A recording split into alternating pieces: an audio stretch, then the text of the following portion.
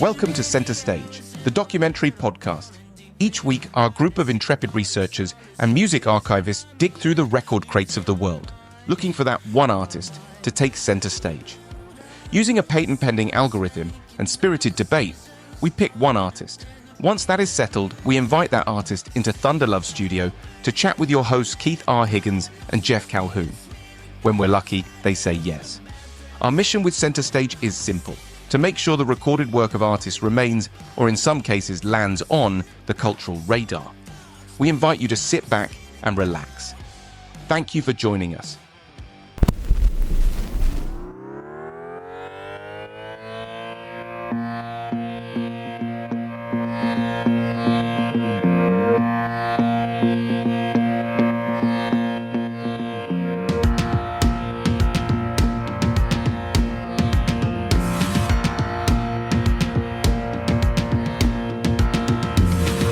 Every song's about love these days, 'cause they gotta find the easiest way. 'Cause we're standing face to face, and I don't know what to say. I look into your eyes and I want to explain all the ways that you're making me feel now. I feel my body talking to my brain, and I know I'm gonna do it again. Music made me say I love you too soon, and baby I feel like a fool. Maybe it's just a lazy excuse, 'cause I'm just feeling something new. I wish I didn't say the 3 words to you. I try as hard as I can, 'cause music made me say I love you too soon. I love you too soon, I love you. I didn't realize what I love you meant till I said it, 'cause I thought that you wanted it. It's like a summer day that turns into rain. Sometimes an artist comes along and stops you dead in your tracks. Jess Yaffa is one of those artists. This New York City-based singer-songwriter is turning heads and ears with her brand of smart, infectious, and well-crafted pop songs. With her debut album, Thoughts That Keep Me Up at Night, Yaffa showcases her smart charm and leaves plenty of room for her intelligence to shine through. With the wind in her sails, we were lucky enough to have her stop by Thunder Love Studio for an engaging chat. Here's our conversation with Jess Yaffa. Love the record. Thank you. I appreciate it. Congratulations. But before we get into that, I thought we could take a couple minutes and get to know you. Yeah, totally. Sounds good. Where are you dialed in from now? I am based in New York, born and raised. So Okay. have been here my whole life. Okay. And have you been always wanted to be a musician? Yeah. I mean, I think from the moment that I could speak, I started singing and have just been throughout my life playing different instruments, learning different songs, and, always writing. And it kind of just became my life. And I'm going Right. to, keep moving forward with it. Cool. As well you should. As well you should. Was there a crystallizing moment where you're like, yeah, this is it. This is the thing that's for me? I always knew that I wanted to do it. But Mhm. when I was in high school, I did a semester-long program at the Clive Davis Institute of Recorded Music at NYU. They have this amazing high school program called Future Music Moguls. And every Saturday I would go and take classes and learn production skills. I was put in a team where we wrote songs and directed music videos, and just being around such like-minded people and being in such a creative environment really solidified for me. I was like, okay, yeah, this is it. This is what I'm doing. No one can really sway me away from it. And did you end up going to NYU and going into that program? I did not. I actually ended up going to the University of Michigan, and I didn't study music at all. I got a degree in communications and sociology, but I think that really helped me become a better writer and become a better storyteller. So I'm happy that I was able to kind of step out of my music box and kind of get a degree in something else to just add it to my, toolbox. For sure. Did you play while you were in Michigan?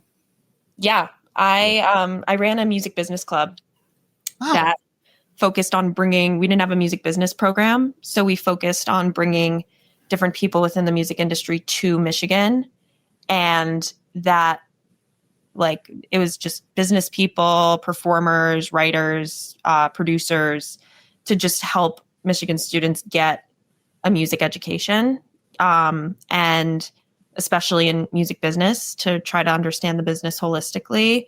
And while I was doing that, I played different pop-up shows for my friends who were trying to, get their foot in the door in the music industry. I played there's this really great venue called the Blind Pig that has had a bunch of really great artists come through, and I got to play there for everyone, which was really great. So yeah, just different open mics, tried everything when I was there. Who were some of the big names that you were able to bring into the University of Michigan? Oh, wow.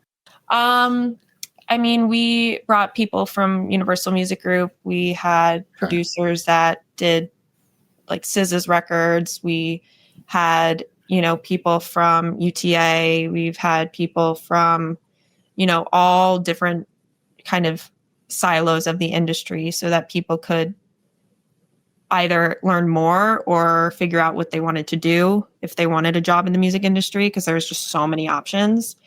But yeah, just anyone that was willing to impart their wisdom. Sure. So Thoughts That Keep Me Up at Night is set to come out, set to drop next Friday, the 4th.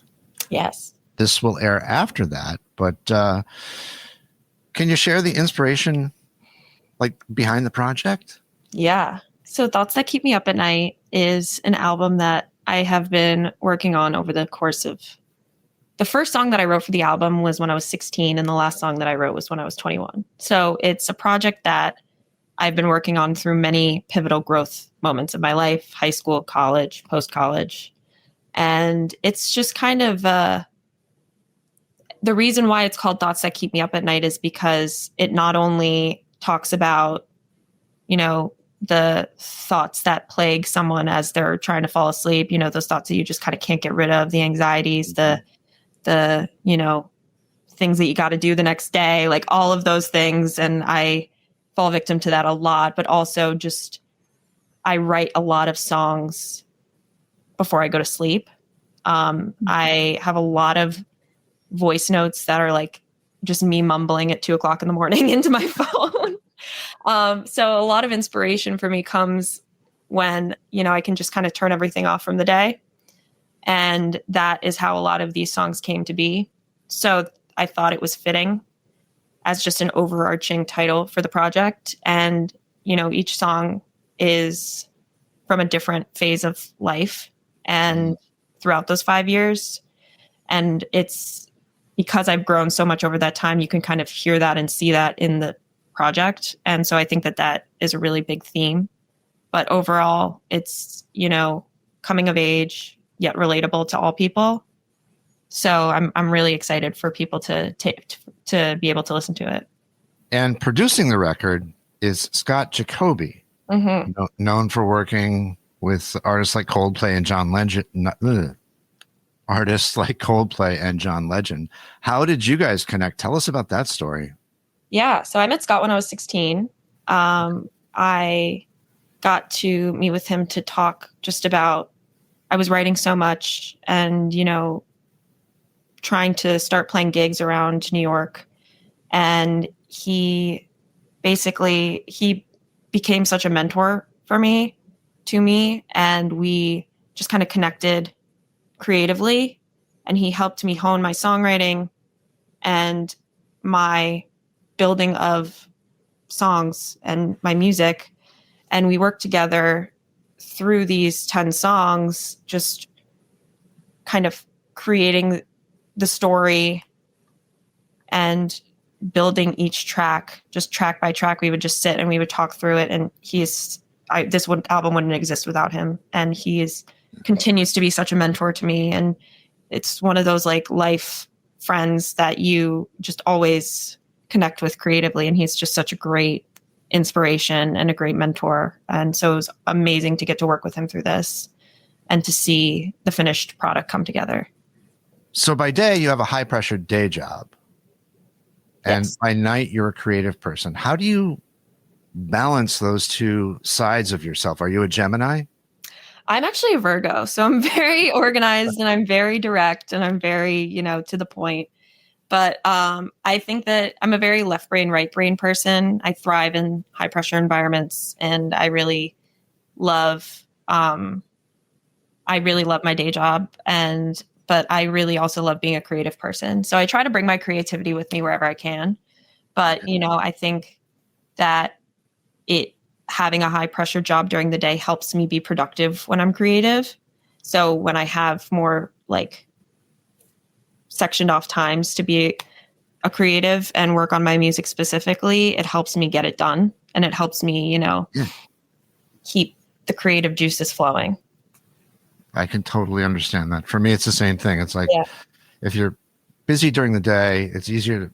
I have this amount of time at night that I have to do this, so you're budgeting. Okay. Let's talk a song. Yes. In the Key of Chaos. Mm-hmm.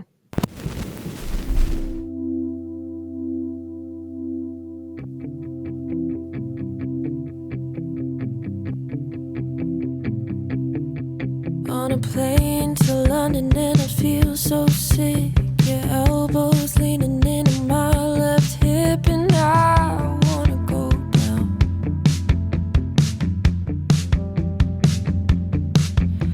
Meditation's never been my thing. Need some medication 'cause my heartbreak stings. The sky's falling now.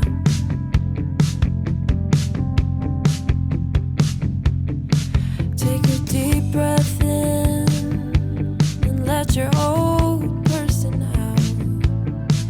You don't have to win, just try to be yourself. Who am I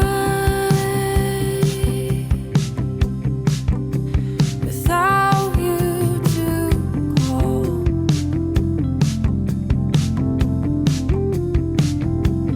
I guess I just be alone with my thoughts. I thought if I dyed my hair, I would be more me in the same location, in the same old scene, but I'm older now.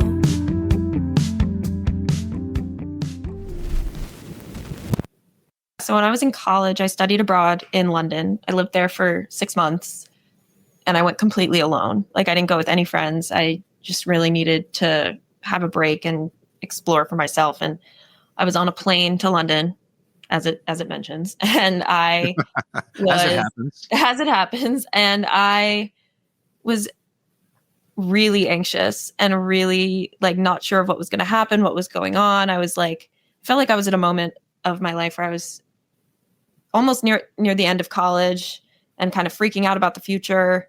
And I just went into my notes app and just started writing things down.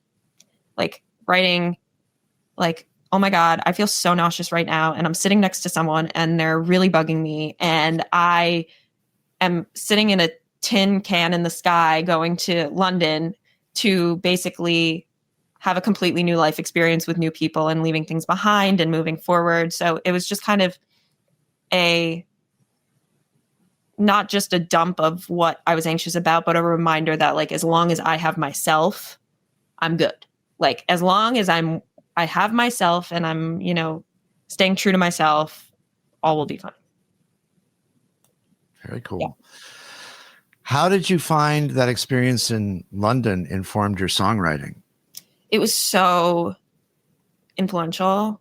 I went with, I didn't go with any like instruments or production material or anything. And I woke up one day and I was like, I need a guitar really badly, like really, really badly. And I went to a guitar store and I just bought a guitar and I went back to my room and I think like 4 to 5 songs on this album, like a solid third of this album was written when I was in London. Wow. Yeah. So like In the Key of Chaos, Just for One Night, Suburban Dystopia, all written when I was in London, on my bed in my room. And, you know, that whole experience was just it was so new, and I was exposed to so much more of the world than I had been before. So it was just kind of taking it all in and experiencing it and processing it. And I use songwriting to process a lot of my emotions. So that was just how it all came to be. It's interesting that you mentioned suburban dystopia. To me, that was one of the notes I have, is that there's a maturity. It has a modern vibe while paying homage to what came before. Mm-hmm. And I'm thinking specifically of suburban dystopia. Now, when you say that you wrote it in London, I think of suburban, where I grew up in Ohio. So I think of suburbia in that sense. That's really interesting. Yeah. And I'm happy that you say that, because I think like I grew up in the suburbs of New York for a lot of my life, and in and out of New York City and in big cities and suburbia. But, you know, everyone can relate to that. I think everyone who's had that experience, regardless of where it is. So I'm really happy that you say that.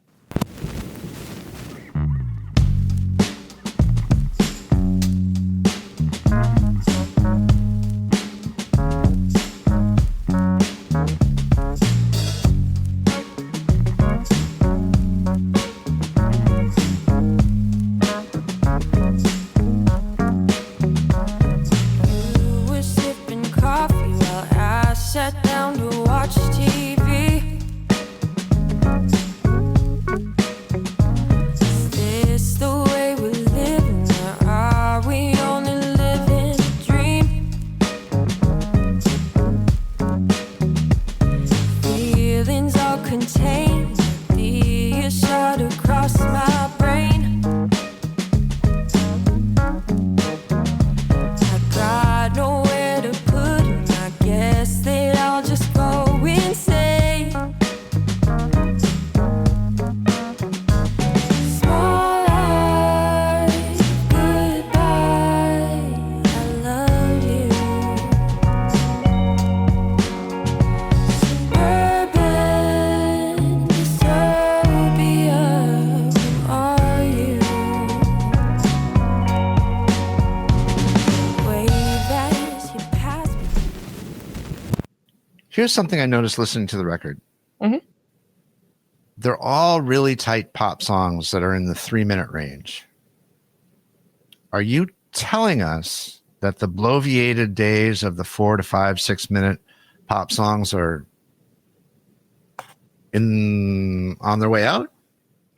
No. I don't think so at all. No? Okay. In the Key of Chaos was like an 8-minute song. It started as it was like long, and I cut it down to just make it more a succinct story. I think that I didn't cut it because it was too long and I needed to fit it into a certain time range, but I think I just needed to strengthen the story and make it more of a storyline. So that was the only reason that it's shorter, but I love writing long songs. I love writing short songs. I think it was just a coincidence that it all happened that way. But I love listening to like songs that are 7 minutes long. You know, it's Sure. great. Yeah. Well, Whatever that's one of the gets the things story told. Whatever gets the story told. Right. That's exactly it. It needs to be as long as it needs to be to tell the story. Yeah. And I thought you told your stories very well and very succinctly on this Thank record. you. Thank you. Speaking of which, who are your influences? Oh my God. So many to name. I grew up on like Bruce Springsteen, 70s rock, and 90s hip hop and R&B. So like that, plus when I was younger, I would just like run around my house singing Amy Winehouse. And I love Florence and the Machine, Maggie Rogers. I think that their stage presence and just their aura and their musicianship is so special.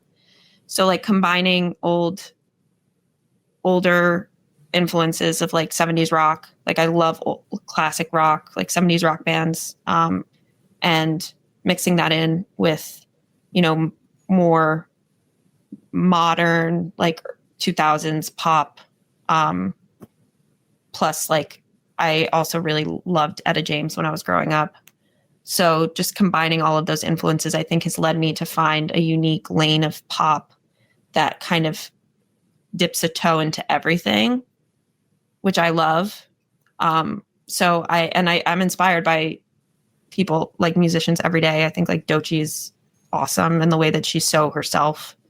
And I really, really love her music. And just all of the great pop artists that are having their moment now. It's so cool to see that.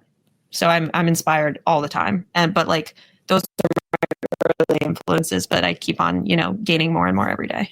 How are you exposed to new artists? Do you rely on Spotify like the majority of people, or? I listen to my Discover Weekly every week. Okay. So I try to find at least like 1 to 2 new songs, artists, bands every week. And I try to do like a deep dive to just see who they are, what they're doing, where they're from. And I like to ask my friends. I ask my brother a lot. I'll just text him. I'll be like, hey, what songs are you listening to? Like, send me your playlist. So I just kind of like going through and seeing what other people are listening to too, just to like get a gauge on where everyone's at. Are your folks and is your brother is it a musical family, I guess is what I'm asking. Yeah, my family I grew up listening to music all the time and going to concerts. My family was very like experiential. Like we would always go to shows, we would always go to concerts, we would always, that would be our thing. So I always grew up, I felt very lucky knowing that I had parents that really valued creativity and the arts, and that like me wanting to do music and pursue music wasn't a problem or an issue. Like they were so supportive. So it's really great. It's awesome. Do you remember, I'll share with you my first concert. Please. This will date me horrendously, but I used to tell people that it was Black Sabbath and Blue Oyster Cult, but that made me sound a lot cooler than I really am. My very first concert was John Denver. Oh, nice. Yeah. Do you remember what yours was? So technically I would say it was the Wiggles, but that doesn't count. No, but like my mom took me to a Madonna concert when I was 5. Oh, wow. Yeah. So my mom took me to a Madonna concert when I was 5. And I remember so clearly like seeing her come up from the stage, like lying on a bench and being like, that is so cool. And like, I was 5, like I was in elementary school, but I remember that so clearly and being like, that is so cool. I want to know more about that. Like, I want to like keep seeing that and like keep going to concerts because it was so fun. That's awesome. Yeah. That's incredible to take you as a 5-year-old. My parents loved taking me to shows. Like they would just bring me along and it was so fun. It was awesome. What's one your dad took you to? So recently or a couple summers ago, we saw Paul McCartney at MetLife. Oh. And that was so special. That was really special. And it started raining during Live and Let Die, like right when the beat dropped. And it was one of those moments where I'm like, am I in real life right now? Is real life? Yeah. Very cool. Yeah. The recording industry is evolving, constantly evolving. Yes. Especially for emerging artists. Have you found any strategies that work best for you, or are you just kind of a nose down, moving forward type of person? I think there's a balance. I think like finding unique ways to reach a new audience is always going to be a goal of mine. And like, I'm constantly, absorbing information from, other artists, from different articles that I read. Like I'm constantly learning, but I also really love focusing on like what I enjoy doing, which is playing live shows. Like I love performing and I love playing shows. So, I feel like every single show that I do, I keep moving forward and keep growing and I become a better performer with every show that I do. So part of the keeping my nose down and moving forward is just like working hard, getting those shows booked, rehearsing, writing and like strengthening all of those muscles while also combining that with unique ways to use that to reach other people. If it's like taking some live footage and making a TikTok video, or like, you know, reaching out to different people on social media to see if they need openers, or, you know, it's I'm trying to find a balance of both. Now, I lived in New York for years. So I lived on the Upper East Side, and then I lived out in Brooklyn for many years. I'm in New Haven, Connecticut now. Awesome. But my question is, what is the music scene like for an up-and-coming artist these days in New York City? Because I know when I was there, I'm not a musician. I'm just a big music nerd. I found it to be hard to find new acts. There are so many great bands and artists playing in New York right now, and there are so many venues that support up-and-coming artists. Good. Like there are a lot of venues in the East Village and Lower East Side and Brooklyn that are specifically showing, you know, smaller acts and up-and-coming artists. And I've had a really great time playing at those venues. And it's a great way to also meet other artists that are doing the same thing. So the music scene is alive and well, and it's really fun. Like there's always music stuff going on. There's always shows happening, and, you know, you can just I love going to shows alone too. So like I love just seeing new artists all the time. So the music scene is thriving, and I think that it hasn't even like reached its peak. Like at this point, like for this phase of music in New York, like I think that there's so many great artists that I think are going to have very successful careers that are coming out of New York. Wow, that's great to hear. Yeah. On your Instagram, did I see a picture of you doing a show at Pete's Candy Store? Yeah, I just did one a couple weeks ago. Okay, that must have been the picture I saw. Yeah. Very cool. I hadn't played there before, but it was so fun. It was so great. Yeah. It's a tight room, but it's a great place to see. Yeah. Good energy. Very good energy. Yeah. Shout out Pete's Candy Store. Shout out. One of my favorite songs. Big fan of Midnight. Nothing good happens after midnight. I've been saying that since I turned like 35. You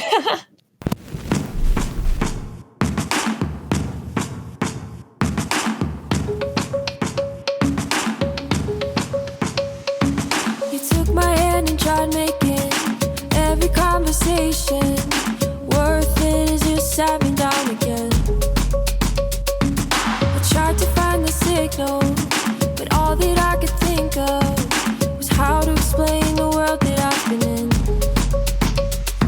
My soul's on fire and I can't sleep at night. My rocket ship won't let me hit the ground. It's 12:07 a.m. I'm trying to start again. The bugs don't bite when time make it right, and nothing good happens after midnight.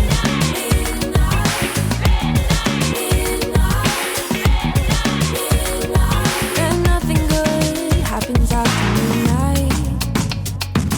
I turned out of the station when I couldn't go. You know, I wish I took my own advice. I tend to give advice like that and then don't take it. But this song actually came from, I had a dream once, like this. I wrote this song my senior year of high school. So I was like 18 years old. I had a really strange dream, and I woke up and I was just like kind of unsettled by it. And I was like, it was the whole line, like nothing good happens after midnight, nothing good happens after midnight, like over and over again.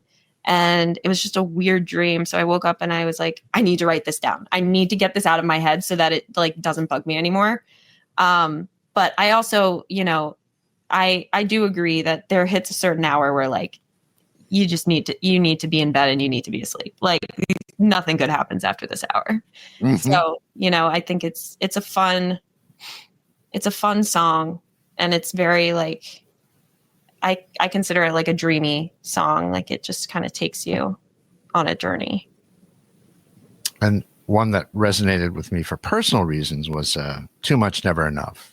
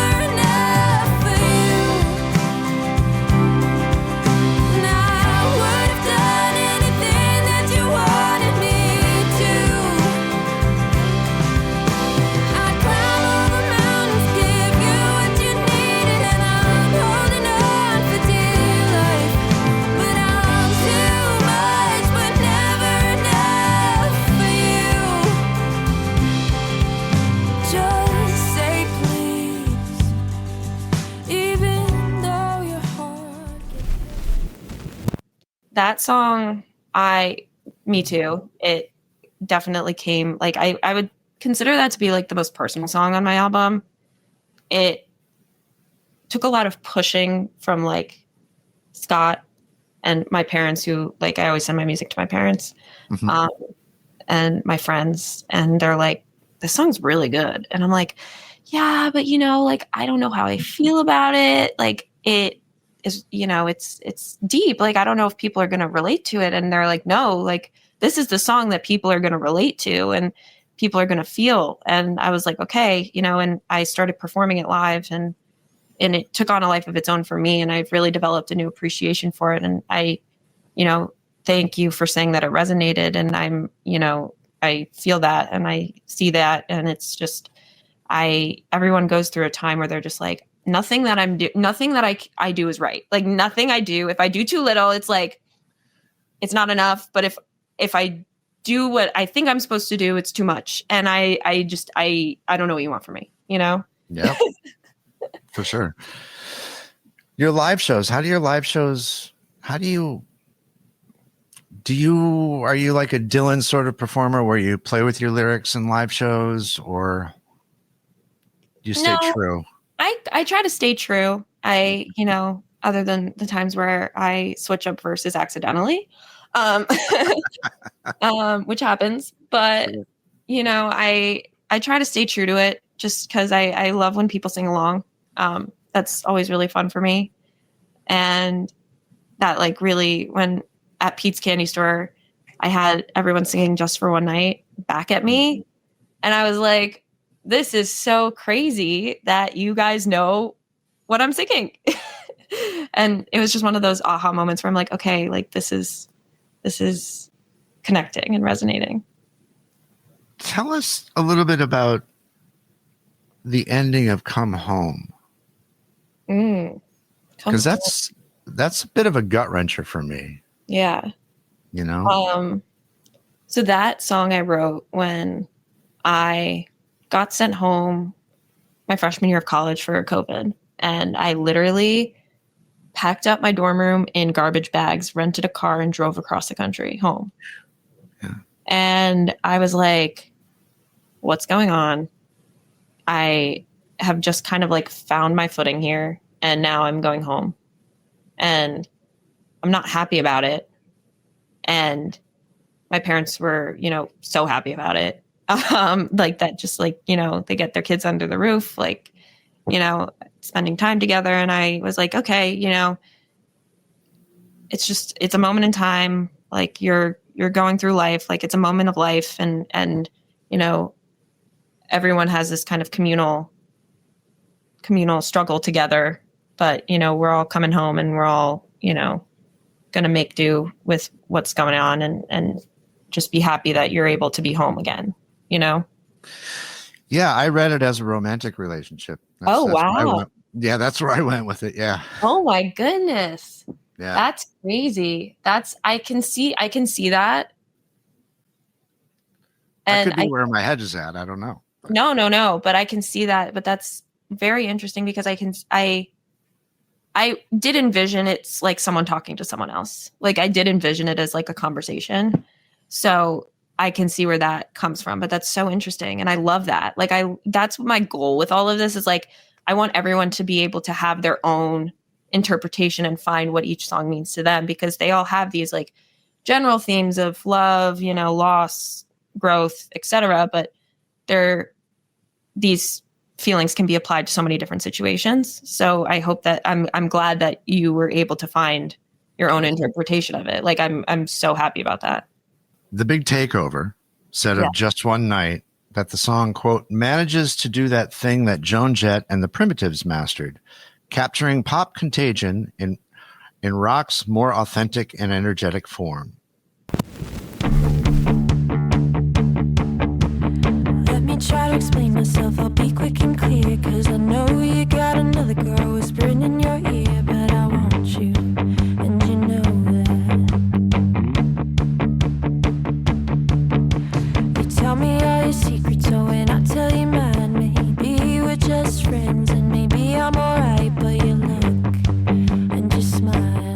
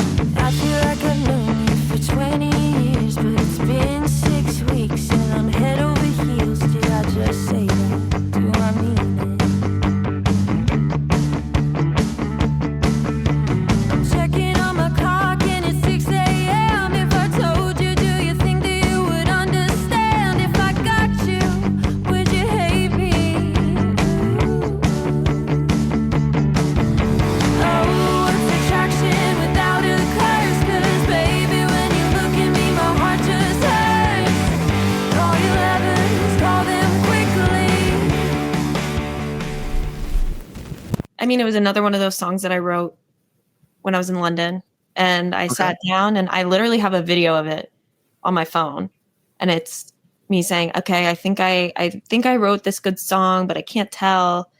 And I just kind of sat down and wrote it, and I want it to be like an upbeat percussive vibe. And my friends always came back to me, and they would make fun of me of how I said like upbeat percussive vibe. And like, it was just one of those videos that like I sent to them and was like, what do you think? And it was the entire song, like done, dusted, written, like nothing changed. And it was crazy. Like it just happened. And I sent it to Scott, and he was like, yeah, this is like, let's move forward. Let's make this song happen. And yeah, it was a really cool, like, I think it was like a good transitional song for me in terms of like leaning more into my rock side, which I love. When you worked with Scott, was this did you go in for a set amount of time, like 4, 6, 8 weeks, and then, or was it fits and starts? Oh, it was over the course of 5 years. Like it was. Wow. Okay. Yeah. Like there were a few songs that were done first. It was like Runaway, Too Soon, Taylor, Midnight. And then that was like one portion that was done. And I thought I was going to release like an EP. And then I started writing Just for One Night, Suburban Dystopia, Too Much Never Enough, In the Key of Chaos. And then Will I See You Again? And that was like all in a second chunk. And then I kind of just like finished them over the course of like the next few years.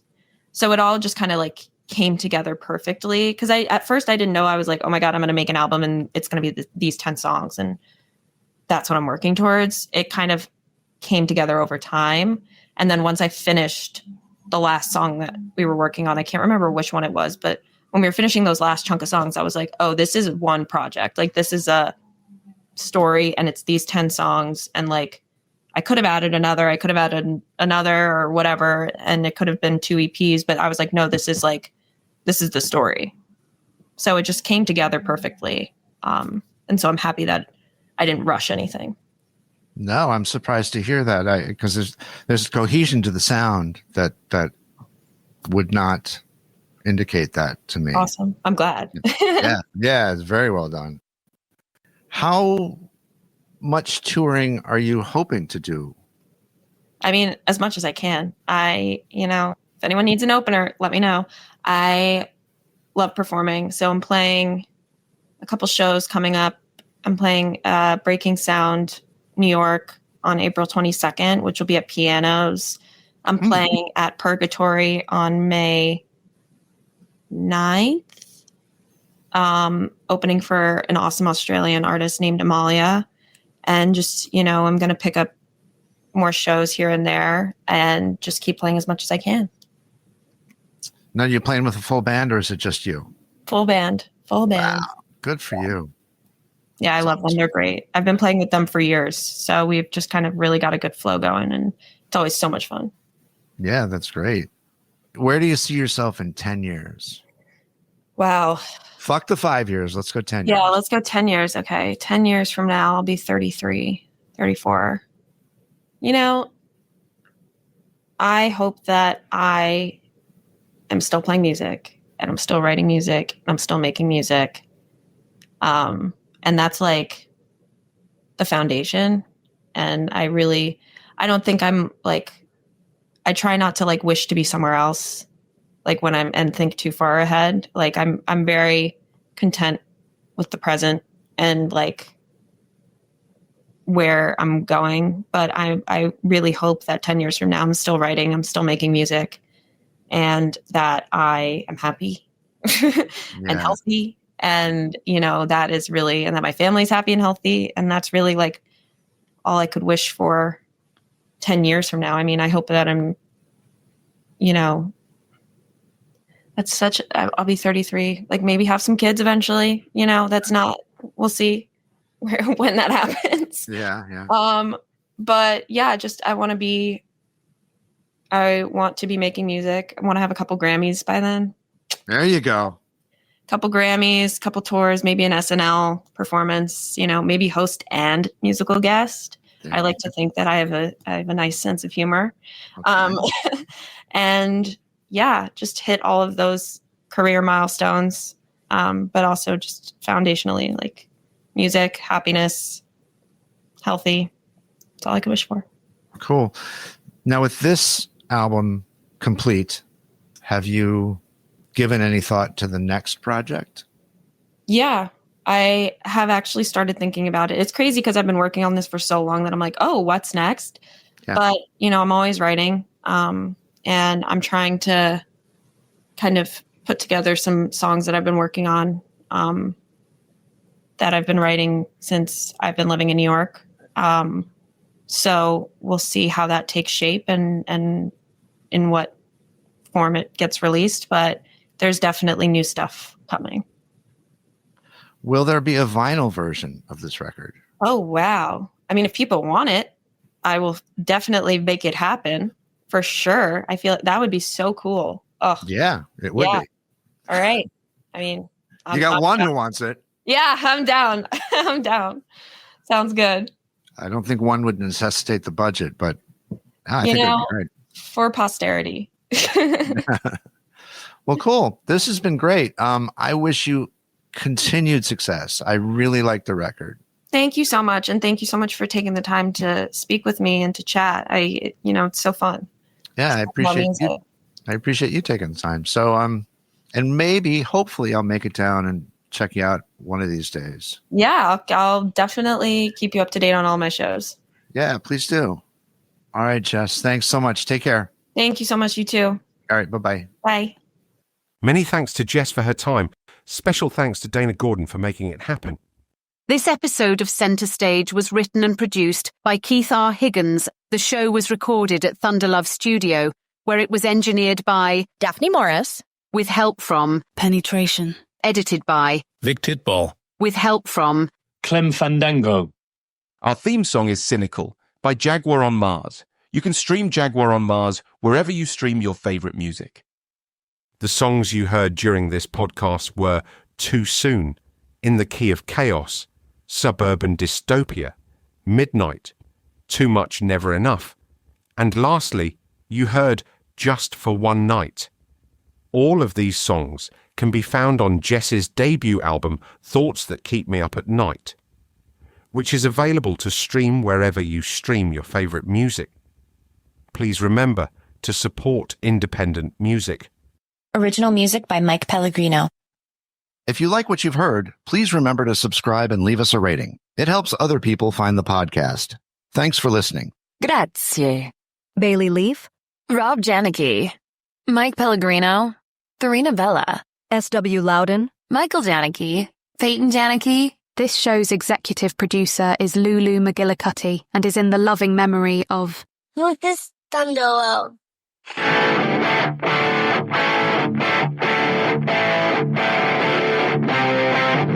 And now, until we meet again next time, I remain as always obediently yours. Abandoned Albums is a production of Paw Print Media.